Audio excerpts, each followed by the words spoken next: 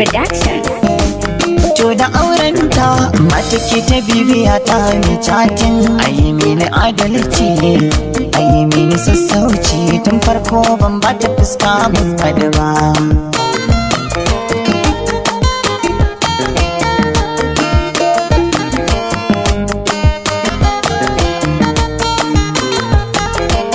Sunana barista Yusuf, ina kara wanda ake kara.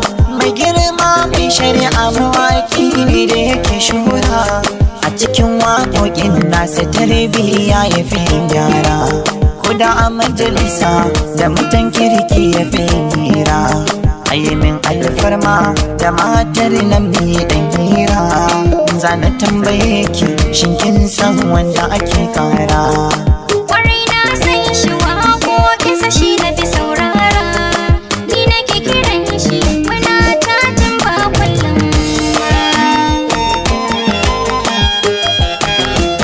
Sunana barista Kasim, lauyan mai kara mai girma. Ina da bukata mai shari'a a yi dama. Mai laifi in tambaye ka shin a yaushe ka soma? Soyayya da matar aure kasan laifi ne mai girma.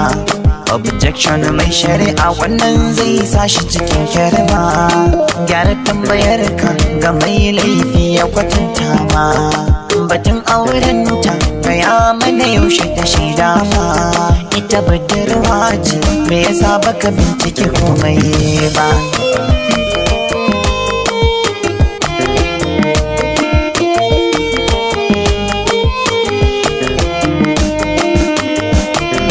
Ban san tana da aure ba, amma tana yawan kira na mai chatin. Ban furta komai ba, bata furta komai ba. Soyayya ko ban mu fara samsam ba.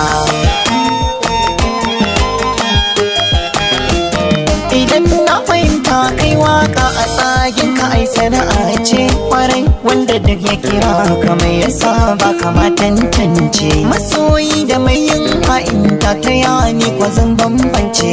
Da wannan nake neman shari'a ta masa martani a hukunce. Amma